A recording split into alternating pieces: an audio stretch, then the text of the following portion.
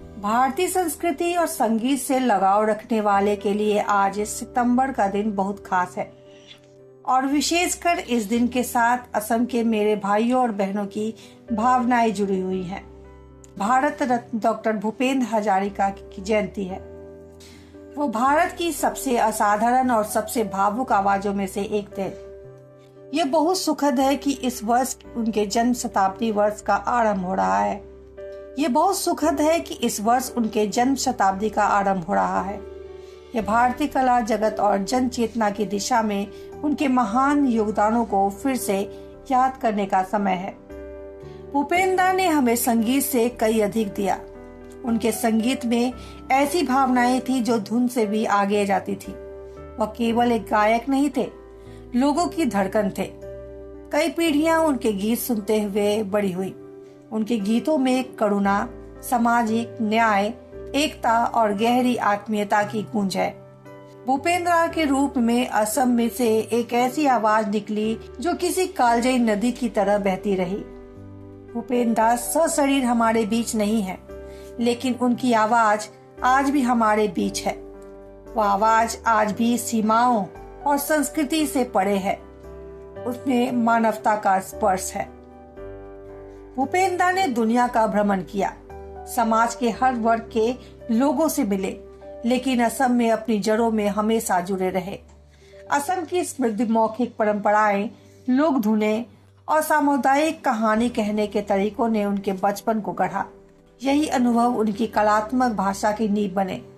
वह असम की आदिवासी पहचान और लोगों के सरोकार को हर समय साथ लेकर चले। बहुत छोटी उम्र से उनकी प्रतिभा लोगों को नजर आने लगी।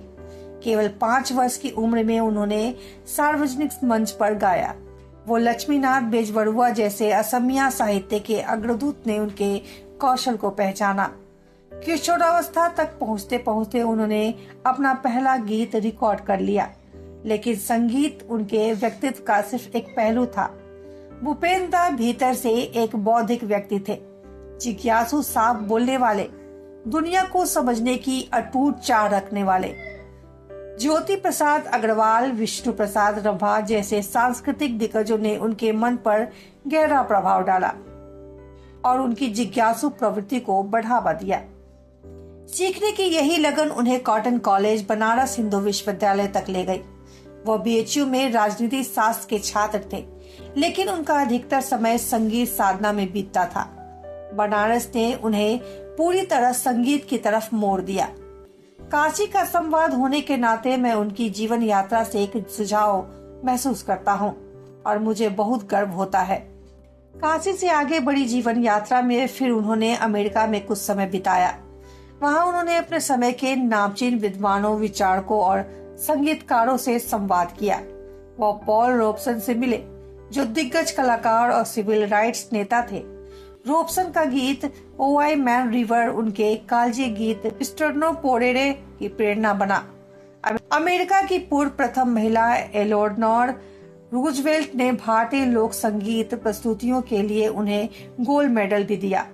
भूपेंद्र हजारिका संगीत के साथ ही माँ भारती के भी सच्चे उपासक थे। भूपेंद्र के पास अमेरिका में रहने का विकल्प था, लेकिन वो भारत लौट आए और संगीत साधना में डूब गए। रेडियो से लेकर रंगमंच तक, फिल्मों से लेकर एजुकेशनल डॉक्यूमेंट्री तक, हर माध्यम में वो पारंगत थे। जहां भी गए नई प्रतिभाओं को समर्थन किया। न्यूज जंक्शन में आपका स्वागत है। News junction entertainment YouTube channel पे आपको भोजपुरी जगत के साथ साथ बॉलीवुड की ताजा रोमांचक खबर देखने सुनने को मिलेगी। क्रिकेट की दुनिया, पॉलिटिकल पार्टी के साथ साथ देश विदेश की खबरें यहां आपको देखने के लिए मिलेंगी। इस चैनल को सब्सक्राइब करना न भूलें। अगर हमारे चैनल के वीडियो के लिए कोई सुझाव है तो आप email कर सकते हैं radharani184@gmail.com पर।